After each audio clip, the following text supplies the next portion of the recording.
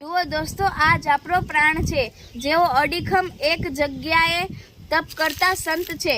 પોતે તપ કરવામાં તલ્લીન હોવા છતાં આપણને ઓક્સિજન પૂરું પાડે છે. હવે દર્શક મિત્રો, કલ્પના કરો કે વૃક્ષ વગરની પૃથ્વી કેવી હોય. જીવવું અશક્ય અને શૂન્ય થઈ જાય.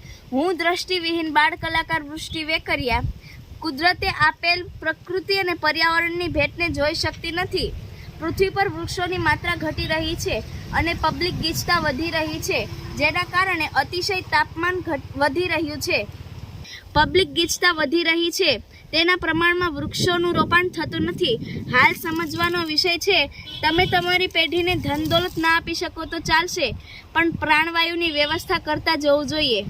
ગુજરાતમાં જોવા જઈએ તો રાજકોટમાં સદભાવના વૃદ્ધાશ્રમના પ્રમુખ શ્રી વિજયભાઈ ડોબરિયા, તેઓ ખૂબ બધા વૃક્ષો વાવે અને તેમનું જતન કરે છે.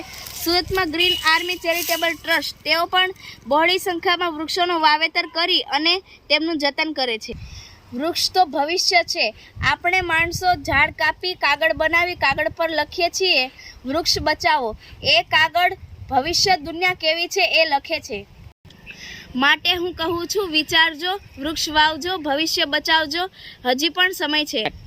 જય હિન્દ, ભારત માતા કી જય. જય જય ગરબી ગુજરાત, આપણું ગુજરાત, હરિયાળું ગુજરાત.